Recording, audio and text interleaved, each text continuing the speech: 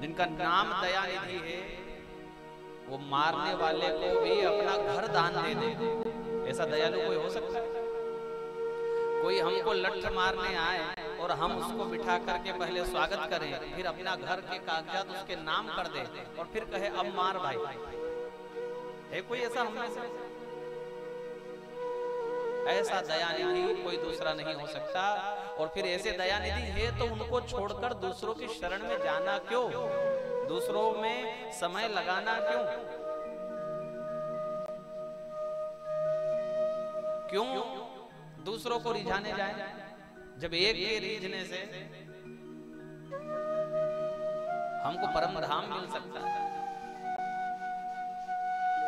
पूतना का उद्धार हुआ, वसुदेव जी ने कंस का व्यवहार जानते हुए नंद जी के यहाँ छोड़ा हुआ अपना बालक, उसकी चिंता की और नंद जी को कहा कि आपको ऐसे बाहर नहीं घूमना चाहिए, हो सकता है कि आपके गांव पर कोई कष्ट आ जाए, संकट आ जाए। नंद जी ने कर तो चुका ही दिया था, वसुदेव जी ने ऐसा कहा तो दौड़ करके वो जब आए गोकुल तो उन्होंने विशाल काय पूतना को पड़ा देखा और समझ गए कि वसुदेव पक्का ज्योतिषी है, मेरा मित्र बहुत जानता है, उसने कहा था। और देखो यहाँ संकट आ गया। अच्छा हुआ कि ये पूतना मर गई। खूब भगवान को मनाया, माताओं ने नजर उतारी लाल की। कैसे? गाय की पूंछ से। अब गाय हो तो नजर उतरे, गाय ही नहीं है, भैंस पसंद करने वाले की यहाँ नजर कहां से उतरेगी? गाय की पूंछ लेकर माथे पर लगाई और क्या कहती है सबकी सब गोपांगनाएं कि भगवान अच्युत तेरे मुख की रक्षा करे। इंद्रियाणि ऋषिकेश प्राणान् नारायणोवतु श्वेतद्वीपपतिश्चित्तं मनो योगेश्वरोवतु। तेरे इंद्रिय की रक्षा भगवान ऋषिकेश करे, तेरे प्राणों की रक्षा भगवान नारायण करे। ऐसे पूंछ लगाती हुई गाय की एक एक अंग पर भगवान के ही नाम से कहती है। देवता कहते हैं आकाश से कि वाह प्रभु आज पक्का हो गया, दुनिया की रक्षा आप कर सकते हैं किंतु आपकी रक्षा की जब बात आएगी तो आपका नाम ही आपकी रक्षा करेगा। इसलिए आज पक्का हो गया कि आपसे भी बड़ा आपका नाम है। शक्टासुर का भगवान ने उद्धार किया, तृणावर्त को भगवान ने अपने धाम भेजा और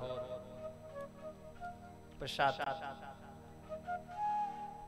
भगवान की बाल लीला नामकरण हुआ। अयम ही रोहिणी पुत्रो रमयन् सुहृदो गुणैः बलाधिक्यात् बलं विदुः आख्यास्ते राम इति। सबको आनंदित करने के कारण तेरे बालक का नाम राम होगा और बल का आधिक्य होने के कारण इसका नाम बलराम होगा। और यशोदा तेरे लाल का तो मैं क्या नाम रखूं? जितने इसके काम उतने इसके नाम।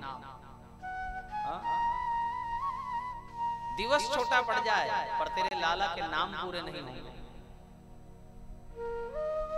ऐसा गर्गाचार्य जी ने आशीर्वाद दिया और साथ साथ में ये कह गए तेरा बालक नारायण समो गुणई। इसके गुण कैसे हैं? नारायण के समान। पश्चात सुखदेव जी कहते हैं रंगमाणो विजय वृतो, दोनों भाई रेंग कर चलने लगे। और जब रेंग कर चलने लगे तो माता की नाक में दम हो गया।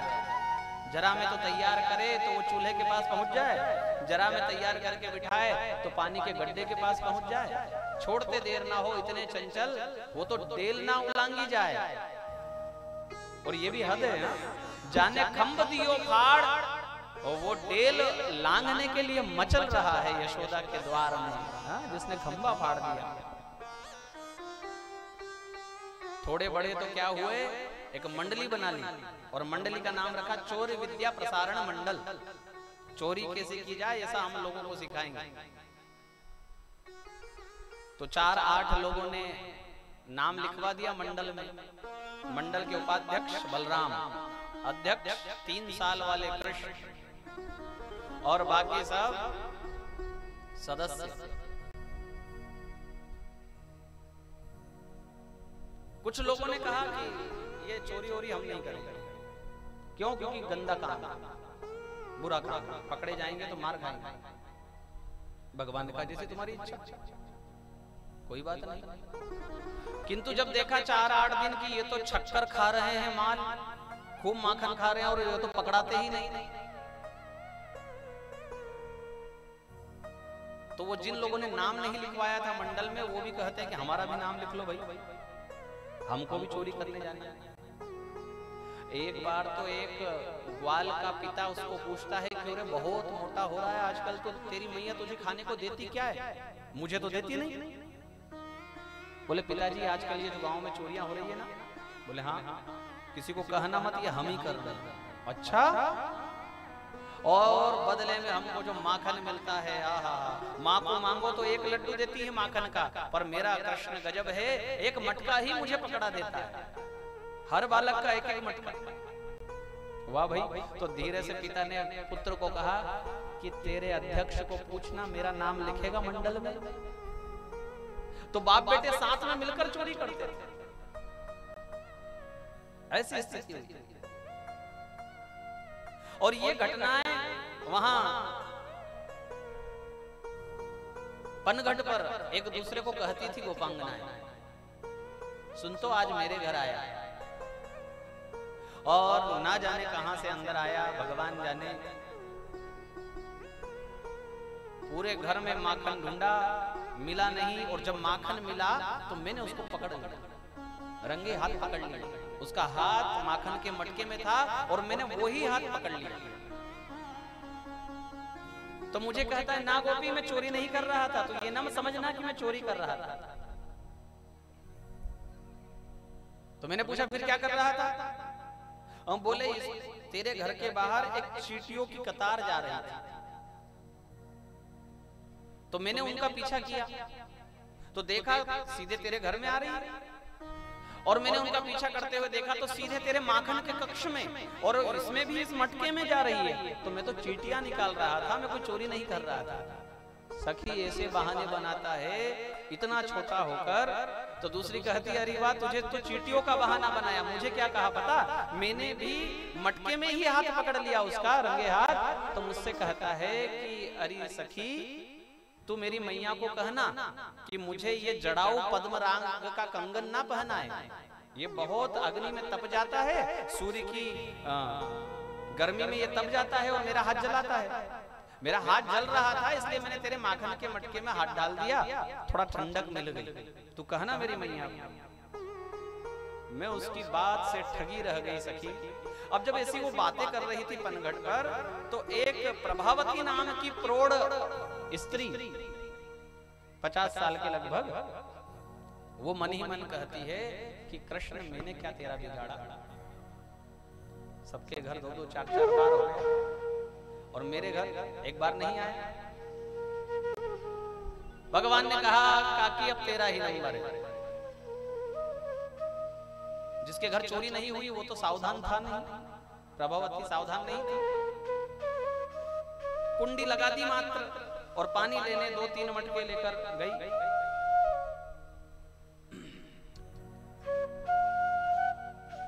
वहां देखा कोई घर में है नहीं। आज मंडल ने इनका ही घर चुना, कुंडी खोली, सबके सब घर के अंदर छक्कर माखन खाया। इसके पश्चात भी कोई 10 मटका माखन बच गया। अब देखो हर ट्रस्ट का एक नियम होता है, कोई भी ट्रस्ट बनता है, कोई मंडली बनती है तो उसके कोई नियम होते हैं नहीं, इनके भी नियम थे। इनकी चोरी विद्या प्रसारण मंडल का नियम पहला कि किसी के घर में घुसेंगे तो एक कतरा माखन नहीं छोड़ेंगे। नंबर दूसरा कि जिसके घर में चोरी करेंगे माखन का एक बर्तन भी साबुत नहीं छोड़ेंगे, सब फोड़ेंगे। आज इनका नियम टूट रहा था। क्यों? क्योंकि 10 मटका माखन बच गया, कोई खाने को तैयार नहीं, सब अघा गए खा खा खा। भगवान ने कहा तो बंदरों को खिलाओ, बोले वो भी अघा गए, वो भी नहीं खाते। अब बोले ये तो हद हो गई, प्रभावती के इतना माखन है और हम आज तक इसके घर नहीं आए। अब क्या करें, हमारा तो नियम टूट जाएगा। तो भगवान ने विचार करके एक योजना बनाई। सुनो तो, बेचारी काकी बूढ़ी हो गई, उसको लीपते नहीं बनता है। सुनो, तुम लीप दो और खबरदार गोबर से नहीं, माखन से पूरा घर लीप दो। तो 50-60 छोरे जब माखन ले लेकर के घर लीपने लगे तो 5 मिनट में घर लीप कर बाहर मटके फोड़े, हाथ झटकारे और चले सब अपने अपने घर। कुछ उधर भी गए जिधर से प्रभावती गजगामिनी चाल में 2-2 माथे पर मटके पानी के, एक ऐसा हाथ में और दूसरा हाथ ऐसे लहराते हुए गान गाती हुई चली आ रही थी। 2 छोरों ने कहा, काकी जयराम जी की, बेटा जयराम जी की, काकी क्या हाल चाल है? सब बढ़िया है। थोड़ी आगे गई तो 3 छोरे और मिले, काकी सब बढ़िया तो है ना? बोले हाँ सब बढ़िया। अरे ये मेरा हालचाल क्यों पूछ रहे हैं? आज गांव के छोरों को क्या हुआ? सब ने कहा तू घर तो पहुंच, हम तो एडवांस में पूछ रहे हैं, हालत तो अब बिगड़ेगी। और जब घर पहुंची, बाएं हाथ से कुंडी खोली, दरवाजे को धक्का दिया, सिर नीचा करके, क्योंकि ऊपर 2-2 मटके हैं, नीची होकर जैसे नई बहू घर में पहला कदम रखे। और आप तो स्टार प्लस के नाटक देखने वाले, हाँ, जहाँ कैमरा बिल्कुल पैर के ऊपर होता है, तो सोचो जैसे ही प्रभावती ने पहला पैर रखा अंदर, तो छूटी एक्सप्रेस ट्रेन धड़ाम से गिरी, और वो गिरी तो उसके मटके गिरे, फूटे, पानी, माखन पर पानी, तो गई खिसलती हुई, सामने की दीवार से टकराई तो रिटर्न मार दिया। जैसे कैरम बोर्ड में गोटी 2-3 राउंड ना लगा, एक बार मारे थे। और बाहर से छोरे ताली दे देकर हंसे, और काकी को आया गुस्सा, रुको अभी बताती हूँ। 2 कदम दौड़ी, फिर तो गिरी मुंह के बल, 4-6 बार गिरी, अस्थि पिंजर ढीले हो गए, दीवार पकड़ करके खड़ी होती, धीरे धीरे संभल करके एक-एक कदम रखती, और फिर गिर कर इतना परेशान हो गई कि अब तो उठना ही छोड़ दिया। ऐसे घिसते हुए अपने आप को आगे बढ़ी, बाहर जाकर गोबर लाकर पूरा घर साफ किया, और बड़ा देर हो गई भोजन बनाने में। सबको भोजन कराया, पर स्वयं भूखी रही। क्यों? क्योंकि गिर गिर का ही पेट भर गया, अब खाने को जगह नहीं बची। चूल्हे पर तवे पर कपड़ा सेके, और कपड़ा सेक कर कमर पर लगाया, फिर थोड़ा घुटने पर लगाया, जहां जहां चोट लगी गिरने से कराहती जाए और कपड़ा लगाती जाए। रजाई में से हंसने की आवाज आए, उसका देवर हंस रहा था, सोने का नाटक कर रहा है और भाभी कराह रही है, तो उसको हंसी आ रही है। अच्छा बेटा, तेरी करामात है, तेरा पाला भी प्रभावती से पड़ा है, याद रखना। दूसरे दिन सुबह सुबह, इससे पहले कि देवर जागे, माखन मथने लगी, दही मथते हुए माखन निकालने लगी, और माखन निकाल करके रखने लगी, और सूंघती जाती, और सूंघ कर क्या कहती, ऐसा ताजा माखन, आहा, ऐसा प्यारा माखन मैंने जीवन में कभी नहीं देखा ऐसा माखन। तो देवर की आंख खुली माखन की बड़ाई से, और तुरंत तैयार होकर नहा धोकर पहुंच गए कदम्ब के वृक्ष के नीचे। 3 साल के अध्यक्ष लेटे हैं पैर पर पैर रखकर। अध्यक्ष महोदय की जय हो, क्या खबर लाए हो? बोले आज मेरे घर बहुत बढ़िया माखन बना है। नहीं नहीं आज नहीं, कल तुम्हारे यहाँ चोरी हुई थी। बोले हाँ, तो अभी थोड़ा 2-4 दिन रुक कर। अरे ऐसा ताजा माखन कभी नहीं देखा, ऐसा मेरी भाभी कह रही है। अब सबको भूख लगी तो सबने कहा ना जाने दूसरा समाचार कब आएगा, क्यों ना कृष्ण हम आज इसी के यहाँ चोरी करें। अब भगवान की इच्छा नहीं थी, फिर भी ठीक है। प्रभावती ने पानी जाने का ढोंग किया, कुंडी बाहर से लगाई, मटके लेकर निकली जरूर, किंतु दूसरे गलियारे से घूमकर घर के पिछवाड़े से घर में अंदर आ गई।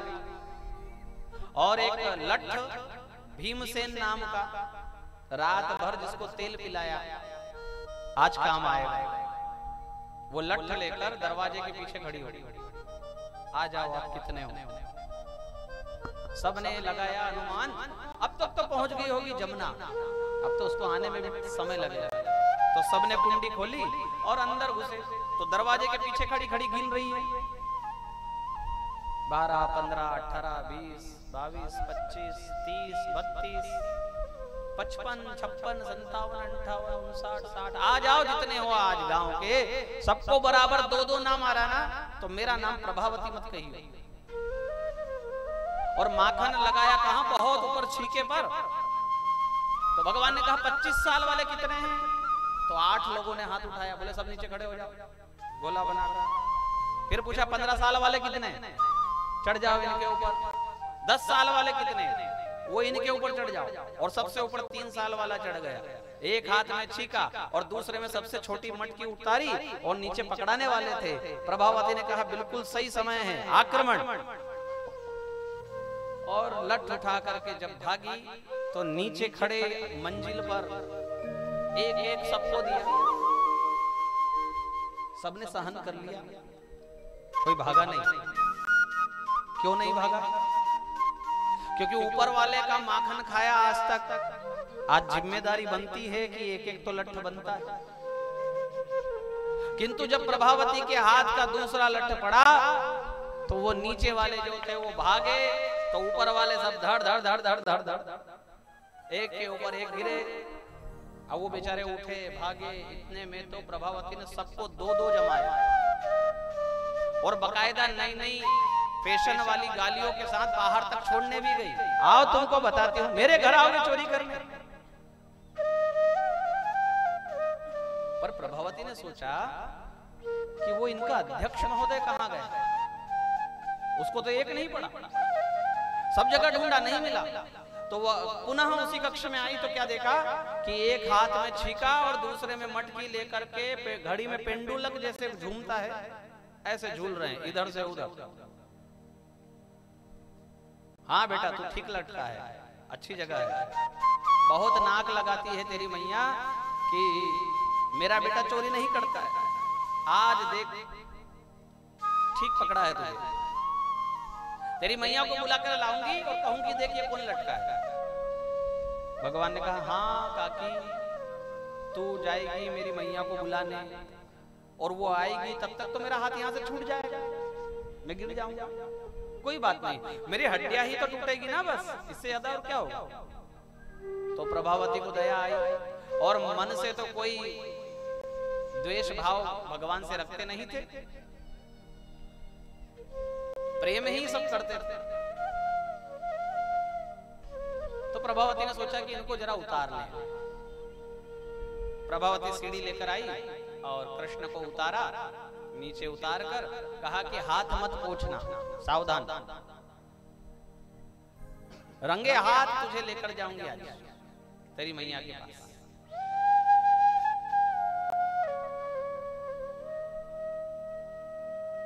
भगवान ने सोचा आज तो फंसे। चौक आया, चौपाल गांव का, बड़े बुजुर्ग बैठे थे। प्रभावती को थोड़ी लाज आई तो प्रभावती ने घूंघट कर लिया। भगवान ने कहा अब ये गई, इसको घूंघट करना नहीं था, अब किया ना। अरे देख तो कहा कि मेरे हाथ में बड़ा दर्द है, ये हाथ छोड़, मेरी ये उंगली पकड़ ले, मेरा दूसरा हाथ पकड़ ले। अच्छा ठीक है ला, ऐसा कहा। और इतने में तो उसी के पति का हाथ पकड़ाकर भगवान भागे पीछे से और घर के पिछवाड़े से घूमकर माता यशोदा की गोद में धमक कर जाकर बैठे। कहने लगे मैया बहुत भूख लगी है, जल्दी कुछ खाने को दे। माँ ने सोचा ये खाता ही नहीं कुछ और आज पहली बार मांग रहा है, ठीक है तो खिलाने लगी। तो अब इनको खाना तो था नहीं, इनको तो इनका मोर्चा तैयार करना था। मैया तुझे पता है कि ये सब मुझे चोर क्यों कहती है? बोले नहीं पता। ये सब जलती है तुझसे, मुझसे जलती है, मेरे पास ऐसा क्या है? बोले ये तेरा लाल जो तेरी गोद में बैठा है, ऐसा लाल है किसी के पास? यशोदा जी ने कहा चुप कार काले, कांच देख जरा, अपने मुंह से अपनी बड़ाई। बोले मैया सच कहता हूँ, देख मैं तेरी गोद में बैठा हूँ, हाँ अभी कोई आएगी और कहेगी कि मैंने चोरी की, तू मानेगी? माँ ने कहा मैं क्यों मानूंगी, तू तो मेरी गोद में बैठा है। भगवान ने कहा अपना मोर्चा तैयार, अब चाहे जब आक्रमण हो। इतने में तो बाहर से आवाज आई, ओ यशोदा देख तो बाहर निकल, बहुत तू नाक लगाती है, आज हम तेरे लाल को रंगे हाथ पकड़ कर लाए। आगे आगे यशोदा, पीछे पीछे कृष्ण, छिपते हुए भगवान आ रहे हैं, क्योंकि वो ना देख ले प्रभावती। ऊंचा आंगन है माता का और नीचे वो खड़ी है, अपना पति का हाथ पकड़कर बड़ा सा घूंघट करके, देख मैं तेरे लाल को पकड़ कर लाई हूं आज रंगे हाथ। मैया की साड़ी पकड़कर पीछे से भगवान झांकते हैं और कहते हैं माँ को, माँ गांव में नौटंकी आई है। बोले हाँ बेटा लगता तो यही है।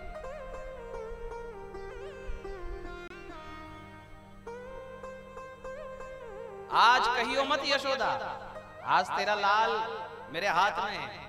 यशोदा जी ने कहा बहुत लाल लाल कर रही है, अरे तू जरा घूंघट हटा प्रभावती और देख कि मेरा लाल है कि तेरी सास का लाल है। और जैसे ही उसने घूंघट हटाकर देखा तो उस लाल को देखकर ये पीली हो गई। इतना उसको बुरा लगा और उसको एक एक बात याद आई कि गांव की चौपाल से इनका हाथ पकड़ कर ला रही है, अब गांव के लोग क्या कहेंगे। अरे आपको शर्म नहीं आती, मेरे पीछे पीछे चले आ रहे हो। बोले तूने हाथ पकड़ा तो मैं आया। अरे तो कुछ बोल नहीं सकते थे। नीचा सिर करके उसके पति कहे, मैं बोला आज तक तेरे आगे, मेरी मजाल। प्रभावती ने सोचा कि ये तो लेने के देने पड़ गए। देख ये विनोद की परिहास की बात नहीं है यशोदा, तेरे लाल ने बहुत उधम मचाया है। इतने में तो दूसरी सखियां इकट्ठी हो गई और सबको तो अवसर चाहिए था जिस किसी भी बहाने से यशोदा के आंगन में पहुंचना, बस किसी भी बहाने से। क्यों पहुंचना? क्योंकि लाला का दर्शन हो जाए। और वहां जाकर क्यों लाला का दर्शन करना? क्योंकि यशोदा के साथ में जब लाला का दर्शन होता था तो ऐसा लगता था कि मानो शरद पूर्णिमा के चंद्र को एक काला दाग लगा हो। जब यशोदा की गोद में कृष्ण होते थे तो यशोदा इतनी गौरवर्ण और भगवान ऐसे सांवरे नीलमणि सरीखे, तो इतना सुंदर दर्शन किसी को देखना हो तो यशोदा का आंगन ही था। तो सब इकट्ठी हो गई वहां और सबने जो शिकायत की उसको श्लोकबद्ध सुखदेव जी ने किया। सुखदेव जी कहते हैं, वत्सान मुंचन क्वचित समये क्रोश संजात हास। तेरा बालक, क्या शिकायत की? पहली शिकायत, तेरा बालक चोरी करता है। तो मैया ने कहा कितना खाता? अरे ठीक है चल। वत्सान मुंच, बछड़ों को छोड़ देता है असमय। बछड़े छोड़ने का समय क्या है? सुबह या शाम, दोपहर में छोड़ता है।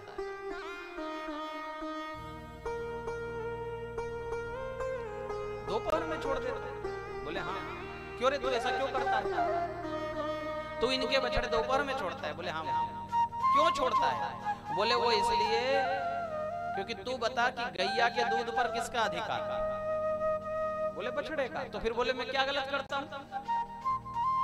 ये सब की सब कंजूस पूरा दूध काढ़ लेती है, बछड़े के लिए नहीं छोड़ती, इसलिए मैं बछड़ों को उनका दूध पिला देता हूं। एक सखी कहती है कि मुझे लगा कि तेरे छोरे को बछड़े छोड़ने में ही आनंद आता है शायद। तो एक दिन शाम को मैंने इसको कहा कि लाला जा बछड़े छोड़ दे। तो दोनों हाथ कमर पर रखकर कहता है, मुझसे मैं तेरे बाप का नौकर हूं जो मैं बछड़े छोड़ूं? ऐसा ये करता है। क्रोश संजात आशा, इसको गुस्सा इतना आता है। और स्तेयम स्वाद्वद्यतिपय, कल्पित है स्तेय योगी, चोरी को इसने योग बनाया हुआ है। तो यशोदा जी ने कहा मेरा बालक कितना खा गया तुम्हारा? तो एक सखी ने कहा कोई बात नहीं, तेरा लाल खाएगा, हमको तो अच्छा लगेगा, हम तो चाहती हैं कि कृष्ण मेरे घर आकर खाए, तो फिर बुराई किस बात की है? बोले इसके साथ में गांव के 50-60 छोरे हैं। अच्छा क्यों रे, तेरे साथ में इतने छोरे घूमते हैं? बोले हाँ मैया। क्यों? बोले तू बता मैया कि वो सारे मेरे ही सगे वाले हैं क्या? इसका कोई कुछ नहीं लगता? ये जो बोल रही है ना, इसका तो पति भी मेरे साथ में है। तो वो बेचारी शर्मा गई, पीछे जाकर खड़ी हो गई। जो कुछ कहे उसकी भगवान बोलती बंद कर देते हैं। तो एक सखी आगे आकर कहती है कि चलो कोई बात नहीं, खुद खाए, चलो कोई बात नहीं, गांव के छोरों को खिलाए, किंतु मरकान भोक्षयन, बंदरों को खिलाता है, ये कहां की समझदारी है? मैया ने फिर पूछा, क्यों रे तू बंदरों को खिलाता है? बोले हाँ। क्यों? बोले मैया तूने सिखाया कि जीव मात्र में ब्रह्म है, तो क्या बंदरों में ब्रह्म नहीं है? यशोदा जी ने कहा, वाह मेरे लाल, मैं वारी जाऊं तो पर मेरी सीख को कितना तूने सही पकड़ा है। देखो सीखो इससे कुछ, तुम आधी बूढ़ी हो गई, तुमको अकल नहीं आई, जीव मात्र से प्रेम करने वाला मेरा लाल। सखियां सब कहे कि ये तो हद हो गई, हम जो कहें वो हम पर उल्टा पड़ रहा है। आज तो ये दोनों माँ बेटे मिल गए ना, तो हमारी एक नहीं चलने देगी। तो एक दूसरी सखी आके आकर कहती है कि चलो ठीक है खुद खाए, चलो ठीक है गांव के छोरों को खिलाए, यहाँ भी ठीक है कि बंदरों को खिलाए, किंतु भांडम विनत्ति, बर्तन फोड़ देता है, ऐसा भी कोई करता है? क्यों रे तू इनके मटके फोड़ता है? बोले हाँ मैया। क्यों फोड़ता है? तो भगवान ने बड़ा सुंदर उत्तर दिया कि माँ इनके मटके जो है ना मिट्टी के, और मिट्टी का मटका तो एक दिन फूट ही जाना। कब फूटेगा कि कोई नहीं जानता, किसी का 60 साल में, किसी का 70 में, किसी का 80 में। इससे पहले कि इनका ये मटका फूटे, उससे पहले उसके अंदर रखा हुआ मन रूपी माखन का मैं भोग लगा लूं, बाद में तो ये मटका चटक भी जाए तो किसी काम का नहीं। ऐसी ऊंची बात भगवान ने कही, किसी को बात समझ में आई नहीं, तो सब कहती हैं कि अरे बस यशोदा हद हो गई अब तो। एक सखी चूड़ी चढ़ाती हुई पल्लू को कमर में डालती हुई आगे आई। ऐसे कब करती है माताएं?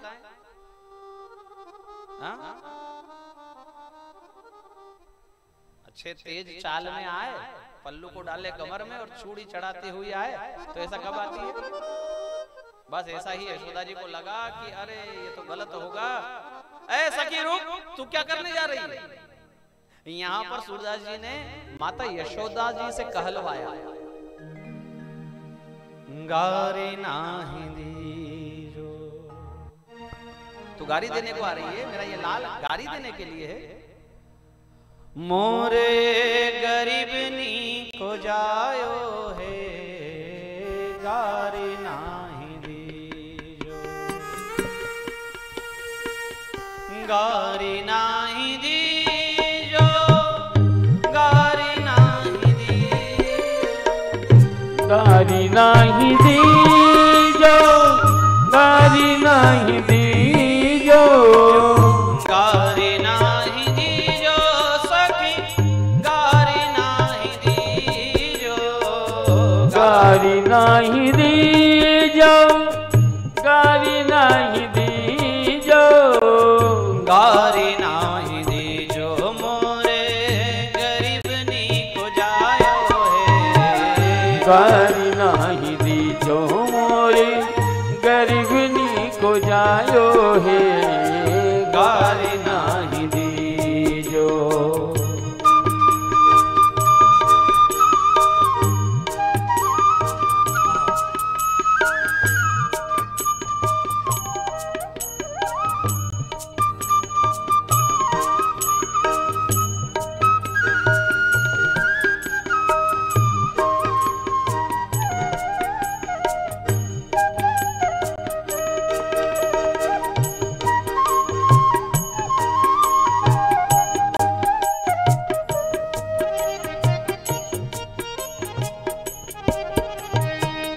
मही की मटकिया कुठरिया भरी है, मही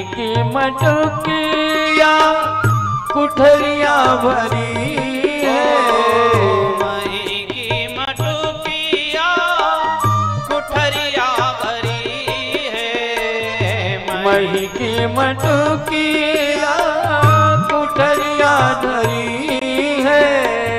मैं तो काहू बातन पे नाही तरसायो है, मैं तो काहू बातन से नाही तरसायो है। गारी नाही दीजो मोरे गरीब नी को जायो है। गारी नाही दीजो मोरे गरीब नी को जायो है। गारी नाही दीजो।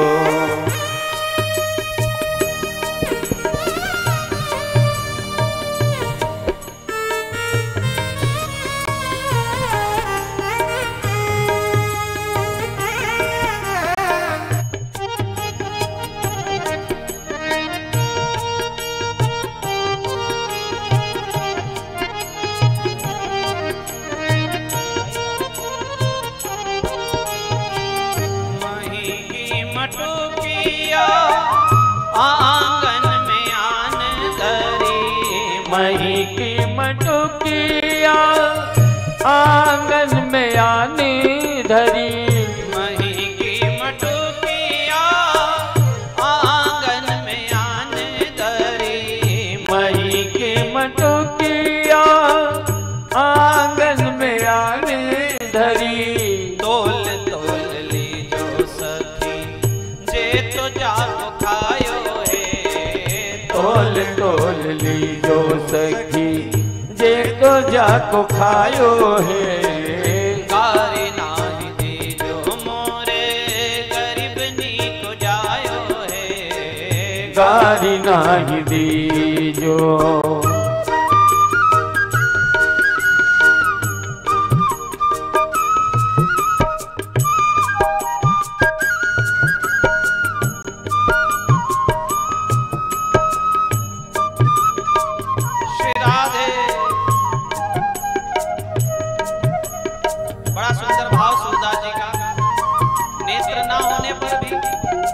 उन्होंने जो इस प्रसंग पर बड़ा सुंदर चरित्र माता यशोदा का और अपने लाला के प्रति वात्सल्य भाव जो रखा है। सूरदास प्रभु प्यारे ने कहूँ है न्यारे। सूरदास प्रभु प्यारे ने कहूँ है न्यारे। सूरदास प्रभु प्यारे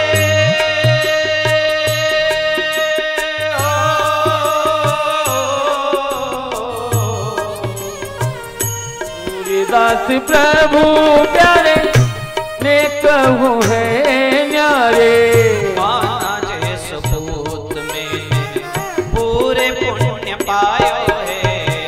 कान्हा जे सपूत मैंने पूरे पुण्य पायो है। गारी नाही दीजो मोरे गरीब नी को जायो है।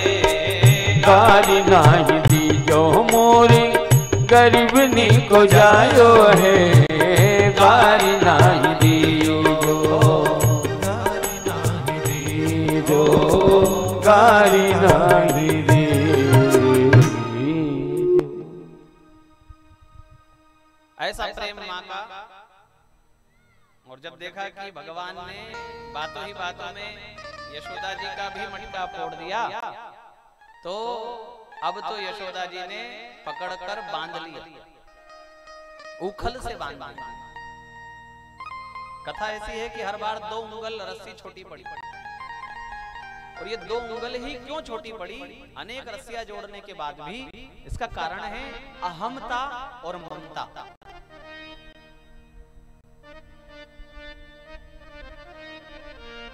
भगवान भागते हैं, यशोदा जी के हाथ नहीं आते। और उस समय यशोदा जी के माथे में चोटी में गुथे हुए एक एक पुष्प नीचे गिरते जाते हैं। सुखदेव जी कहते हैं मानो पुष्पों ने ये आपस में चर्चा की होगी कि देखो तो जो साक्षात परब्रह्म को पकड़ने के लिए भाग रही हो, उसके माथे पर टिके रहने के लिए हम लायक हैं क्या? अरे इसके तो चरणों की हमको पूजा करनी चाहिए। इसलिए उसकी चोटी में गुथे हुए पुष्प एक एक करके उसके चरणों में गिरते जाते हैं और माता यशोदा के चरणों का पूजन करते हैं। अहम भाव और ममत्व बांध नहीं सकता है भगवान को, इसलिए 2 उंगल रस्सी छोटी पड़ी और जब बंधे तो यमलार्जुन का उद्धार किया। बोले भक्तवत्सल भगवान की। बड़ी सुंदर प्रार्थना वो करते हैं यमलार्जुन। मणिग्रीव और नलकूबर नारद जी के श्राप से अर्जुन के वृक्षों में बने हुए थे। जब मुक्त हुए तो क्या कहते हैं? वाणी गुणानुकथने श्रवणो कथाया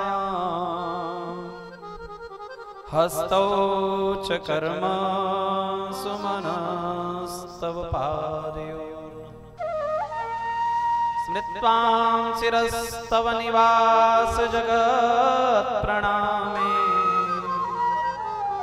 दृष्टिः सतां दर्शनतेस्तु भवत्तनूना। प्रार्थना है भगवान से, ऐसी प्रार्थना सबको करनी चाहिए। क्या? हमारी वाणी सदैव आपका गुणगान करे। वाणी गुणानुकथने श्रवणों कथायाम, हमारे कान सदैव आपकी कथा में ही लगे रहे प्रभु।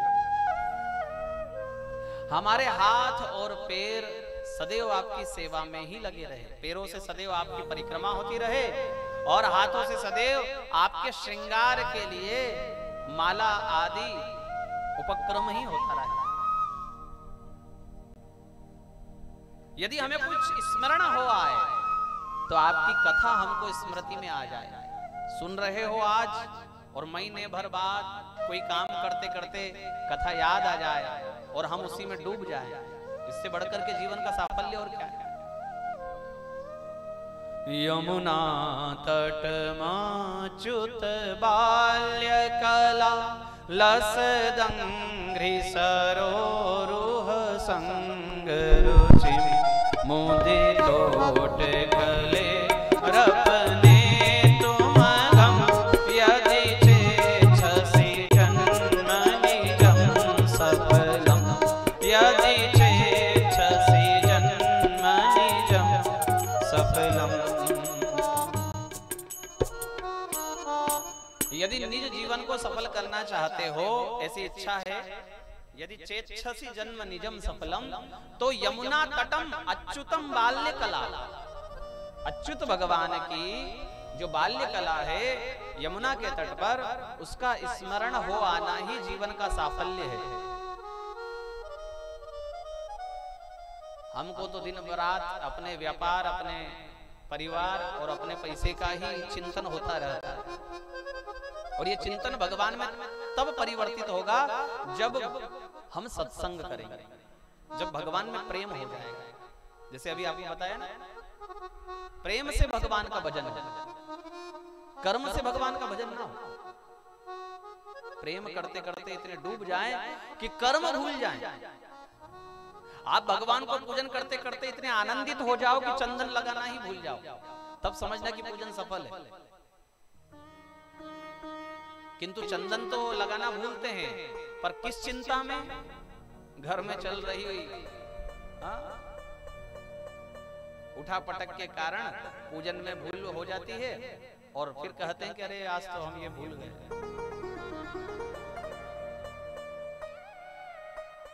यज्ञ पत्नियों का उद्धार हुआ तब की एक कथा है, देखो थोड़ा सा आगे की कथा अभी हम ले रहे हैं।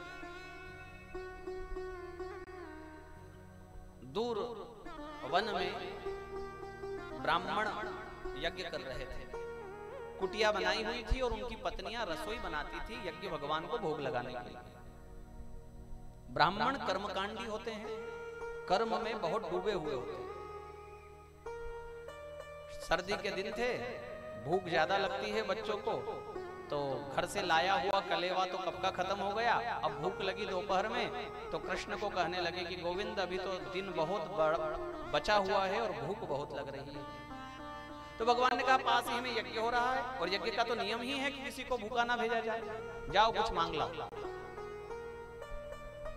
यज्ञ कर रहे हैं ब्राह्मण नारायण को प्रसन्न करने के लिए, और नारायण स्वयं कह रहा है कि जाओ कुछ मांग लाओ। ग्वाल जन गए, ब्राह्मणों से मांगा, ब्राह्मणों ने धुतकार कर भगा दिया। बोले कुछ मिलेगा भी थोड़ा बहुत तो तब जब आरती हो जाएगी।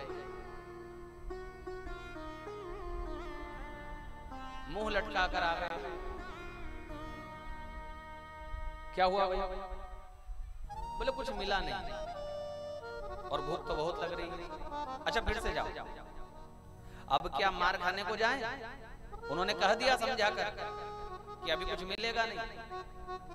फिर से जाओ तो, और अब की बार ब्राह्मणों से मत कहना, अब की बार सीधे उनकी कुटिया में जाओ और ब्राह्मण पत्नियों को कहो कि नंद नंदन गोचारण कर रहे हैं, कुछ बुलाया है खाने में। ग्वालों ने कहा ठीक। ग्वालगण गए और यज्ञशाला से देख रहे हैं ब्राह्मण की ये वही ग्वाले वापस आ गए हैं। देखो तो ये हमारे घर की तरफ जा रहे हैं। अच्छा बोलते नहीं ब्राह्मण, एक दूसरे को इशारा कर रहे हैं। बोलते क्यों नहीं? क्योंकि पूजा में त्रुटि हो जाएगी। मंत्र चल रहे हैं। जैसे ही जाकर ग्वाल गणों ने याचना की ब्राह्मण पत्नियों से, तो मानो जन्मों के प्यासे को पानी मिल गया, धूप से तपाए हुए को अचानक से छाया मिल गई हो। ब्राह्मण पत्नियों को इतना आनंद हुआ हृदय में कि देखो मुंह से मांगा है आज केशव ने हमारे घर से, आज हमारा भाग्य उदय हो गया।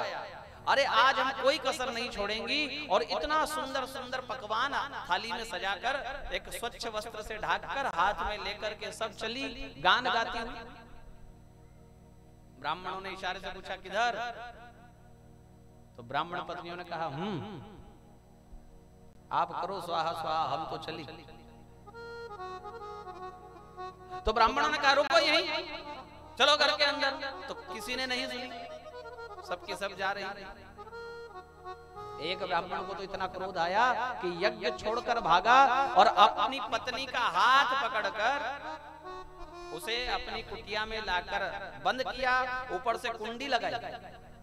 तो वह ब्राह्मण पत्नी भगवान से मिलने को इतनी आतुर हुई कि उसकी आत्मा ने उसके शरीर को छोड़ दिया और वह आत्मा रूप से ही भगवान के मिलन को चली। सबकी सब पहुंची भगवान के पास, अपने हाथों से षड रस और 4 प्रकार का जो भोजन बनाया था वो सब करवाया। भोजन पाकर भगवान क्या कहते हैं? अब जाओ। कहां जाएं? बोले अपने घर। अरे कृष्ण, आपके निकट आने के बाद भी घर जाना पड़ता है क्या? हमने तो सुना है यद्गत्वा न निवर्तन्ते तद्धाम परमं मम। आपने ऐसा गीता जी में कहा। हम आपके निकट आ गई है और इसके बाद भी आप कहते हो कि पुनः जाओ। हम वापस जाएंगे अब तो हमारा अपमान ही होगा, हमको मार ही पड़ेगी, हमारा सम्मान नहीं होगा।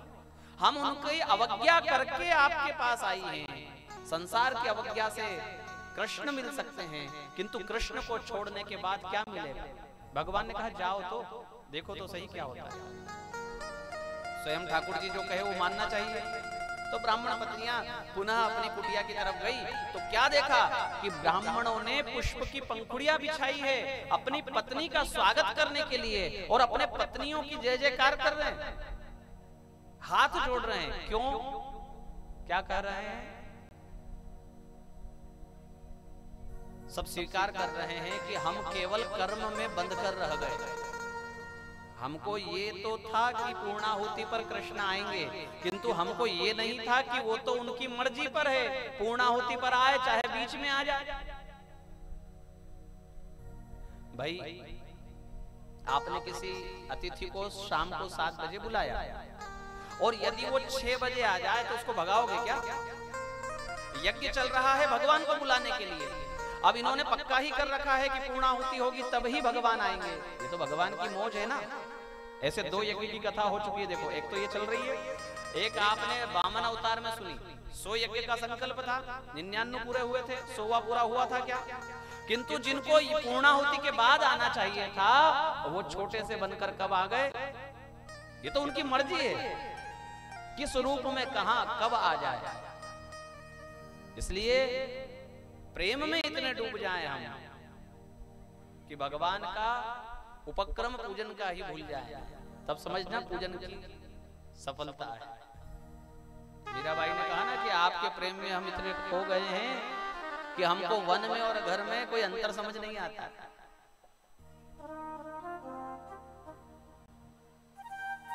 वन वन में ढूंढती हूँ तेरा पता नहीं है।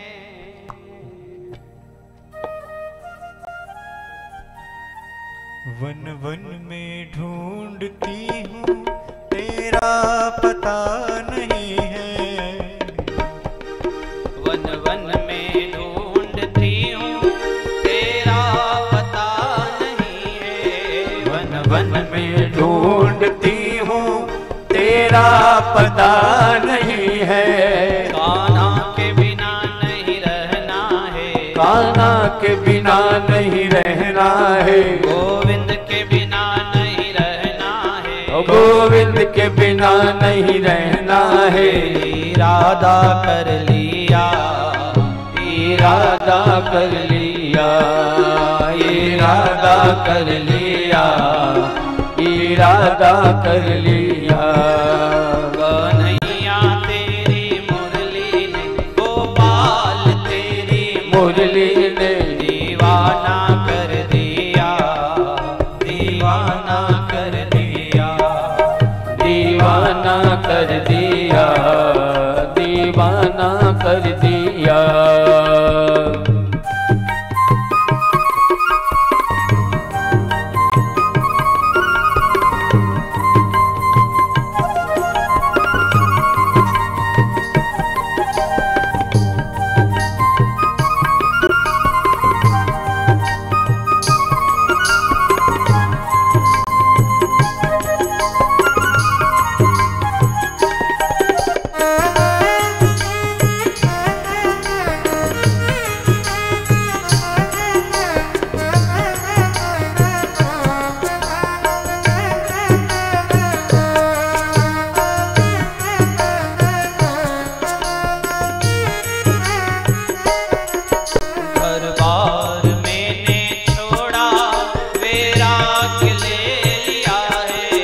दरबार मैंने छोड़ा वैराग्य ले लिया है। दरबार मैंने छोड़ा वैराग्य ले लिया है। दरबार मैंने छोड़ा वैराग्य ले लिया है। अब वृंदावन में रहने का, अब वृंदावन में रहने का, गिरिराज तलहटी रहने का, गिरिराज तलहटी रहने का इरादा कर लिया, इरादा कर लिया, इरादा कर लिया, इरादा कर लिया। कन्हैया तेरी मुरली ने, कन्हैया तेरी मुरली ने दीवाना कर दिया, दीवाना कर दिया, दीवाना कर दिया, दीवाना कर दिया।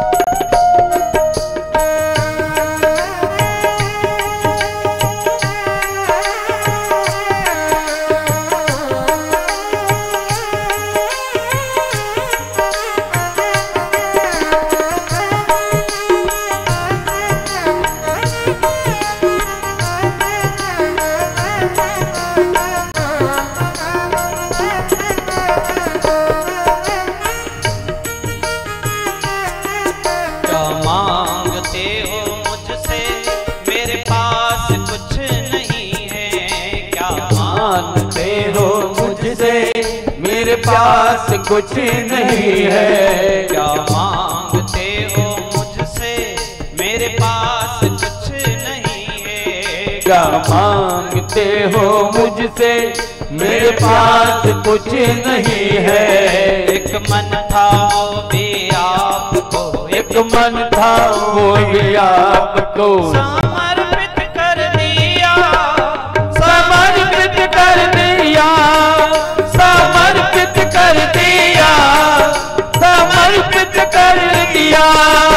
कन्हैया तेरी मुरली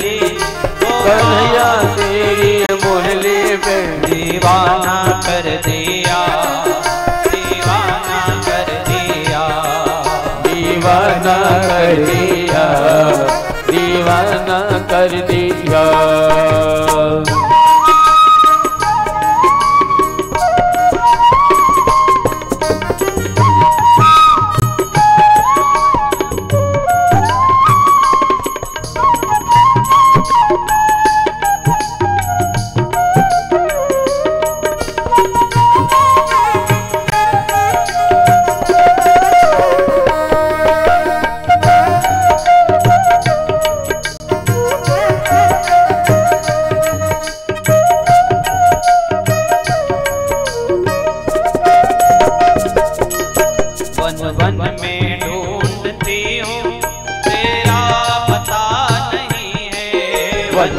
में ढूंढती हूँ तेरा पता नहीं है।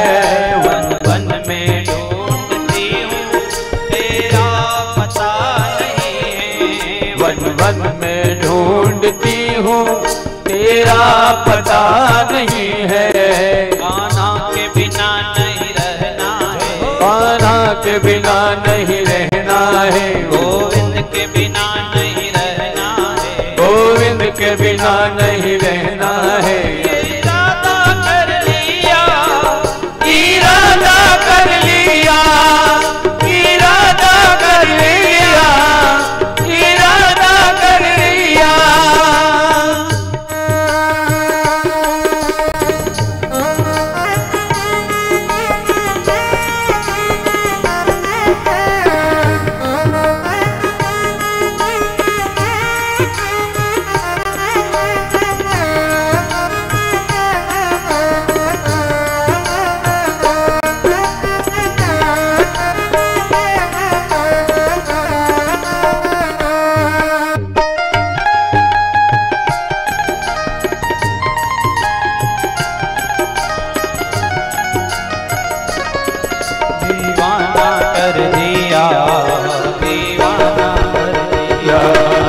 दीवाना कर दिया, दीवाना कर दिया, दीवाना कर दिया,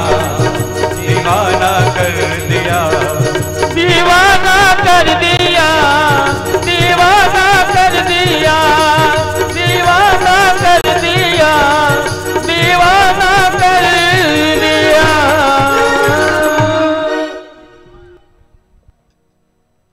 ऐसा भाव है मेरा भाई का कि सब छोड़ करके आपकी शरण लिए।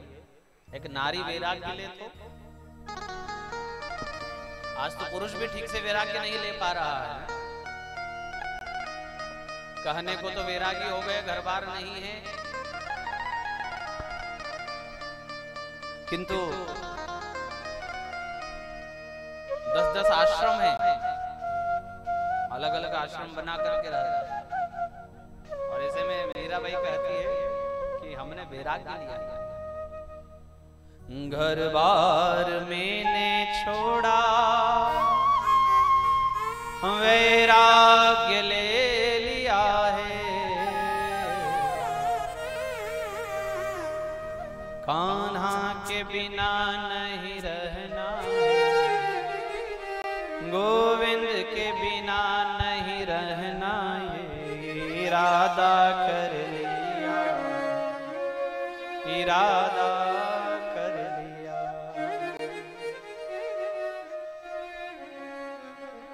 इतना प्रेम हो जाए भगवान से कि हम भगवान की याद में कुछ अपना रोज का काम भूल जाए, इतने डूब जाए। ये समझ लें कि लक्ष्य क्या है, आए क्यों हैं, इस संसार में क्या करने आए हैं। और प्रेम का घनीभूत स्वरूप है वृंदावन, प्रेम का घनीभूत स्वरूप है कृष्ण। नगरी ही प्रेम की है। यहाँ नियम धर्म कहाँ चलते हैं, यहाँ विधि कुछ नहीं, विधान कुछ नहीं, यहाँ कुछ है तो प्रेम है। इसीलिए तो विधि उलझ गए। अघासुर को मारा भगवान ने। सुखदेव जी ये कथा सुनाते हुए राजा परीक्षित को कहते हैं कि ये समाचार बच्चों ने 1 वर्ष के बाद जाकर अपने घर वालों को सुनाया कि आज वन में कृष्ण ने अघासुर को मारा। तो ये प्रश्न खड़ा हुआ सहज कि 1 वर्ष के बाद क्यों? भाई आज कोई घटना हुई है तो आज ही अपने घर वालों को जाकर सुनाना चाहिए। इतने सारे बच्चों ने 1 वर्ष के बाद जाकर क्यों सुनाया? क्या कारण है? बोले जब अघासुर को मारा तो सब उसके मुंह में थे, तो सबने स्नान बनाया और सबने अपना भोजन जो पेड़ पर लटकाया हुआ था वो भोजन करने बैठे। एक वृत्त बनाकर सब लोग भोजन करते थे, बीच में कृष्ण बैठते थे और जिसके घर से जो अच्छा आता था वो भगवान उठा करके, और भगवान के सबसे प्रिय दही और भात केल के पत्ते पर सबने भोजन परोसा। किसी के घर से दही भात आया तो भगवान ने अपने उल्टे हाथ में लिया ग्रास बनाकर और सीधे हाथ की उंगलियों में अचार मुरब्बा 3 तरह का 3 उंगलियों में भगवान ने लगाया। खाने ही वाले थे, इतने में याद आया कि हमने मधुमंगल को कहा था कुछ लाने को,